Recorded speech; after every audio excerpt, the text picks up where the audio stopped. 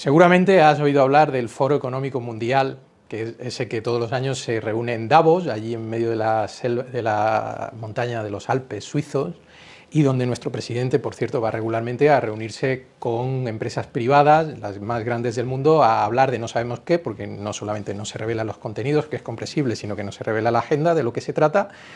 Pues el Foro de Davos es una entidad que, por nuestro bien, trata de influir en el comportamiento de la sociedad a nivel mundial y de identificar nuestros problemas y aportar sus soluciones. Soy Antonio Flores y hoy vamos a analizar cómo el Foro de Davos pretende utilizar la inteligencia artificial para resolver nuestros problemas con la vivienda.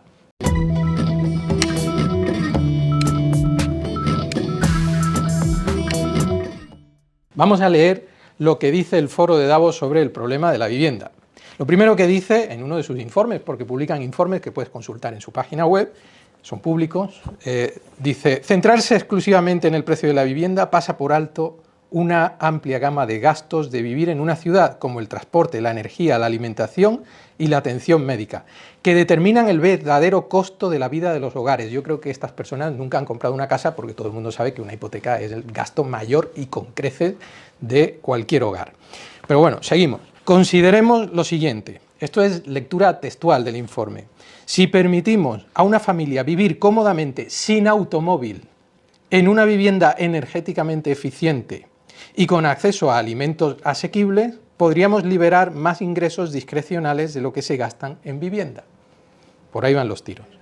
Seguimos con el informe. Como sociedad, es una negligencia centrarnos de forma miope en la crisis de la vivienda asequible, mientras descuidamos crisis paralelas relacionadas con la asequibilidad del transporte, el ocio, la alimentación y la atención médica. Es decir, olvidémonos del problema de la vivienda, vamos a centrarnos en el problema de lo que cuesta el ticket del autobús, o lo que nos cuesta la entrada en el cine, o lo que nos cuesta la atención médica, que en países como España pues la tenemos gratis, entre comillas, ya sabes que la pagamos entre todos.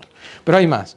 Dice: el costo de seguir desarrollando la periferia de las ciudades supone una carga cada vez mayor para el sistema. Hoy en día es evidente que este planteamiento es erróneo, no sigamos desarrollando las ciudades. Bueno, las familias ya no pueden permitirse vivir en una ciudad construida para la abundancia, se tienen que acostumbrar, esto ya lo añado yo, a una ciudad construida para la miseria.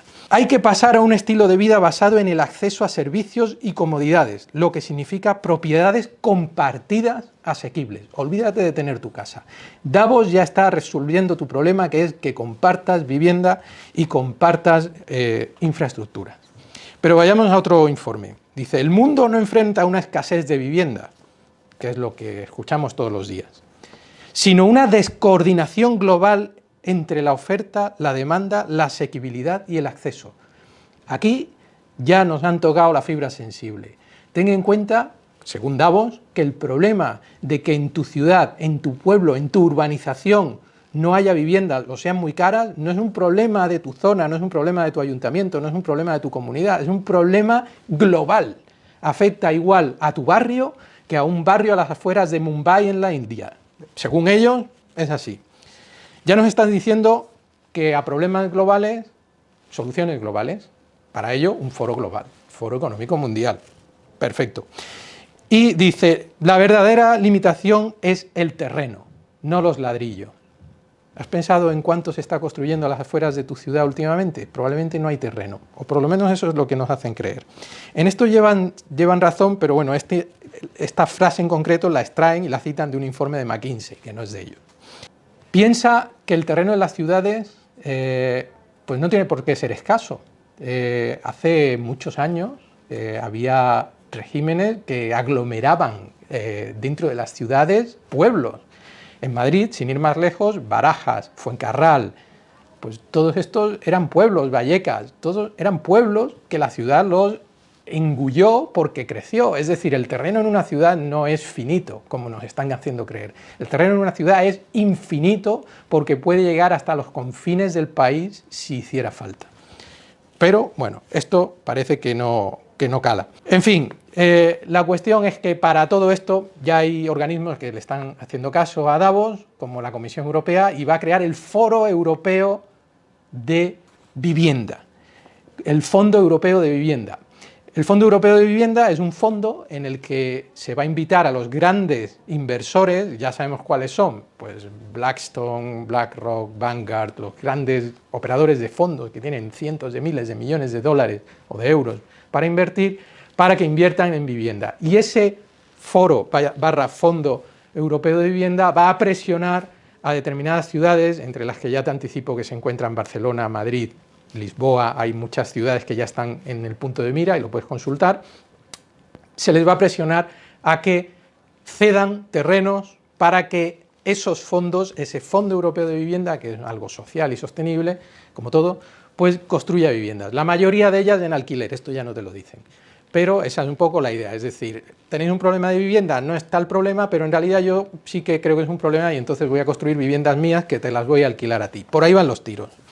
Vamos a ver pues fondos como Vonovia, que tiene más de 500.000 de viviendas en Europa, más de 500.000 de viviendas en Europa. Vamos a ver fondos, como decía Blackstone. Blackstone tiene 300.000 pisos en España, 300.000, no uno, no 1.000, no 30.000, 300.000. Vamos a ver a la Caixa es el segundo mayor tenedor de viviendas de España, con prácticamente, no quiero inventarme el número, 41.000 viviendas. Pues digamos que el problema de la vivienda se va a resolver centralizando la oferta de viviendas en manos de muy pocas entidades.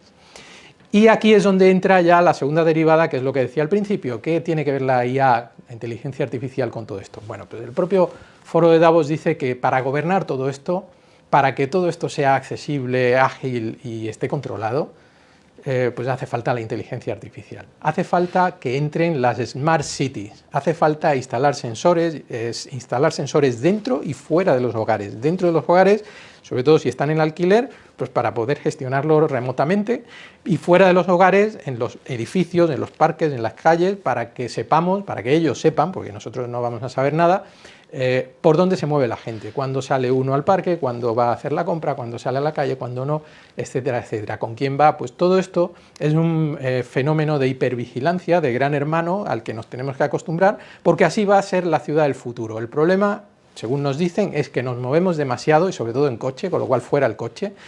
Tenemos que ir a infraestructuras compartidas. Acuérdate, por ejemplo, del Pocero y la famosa urbanización de Seseña en medio de la nada, pues este es básicamente el modelo que se va a implantar.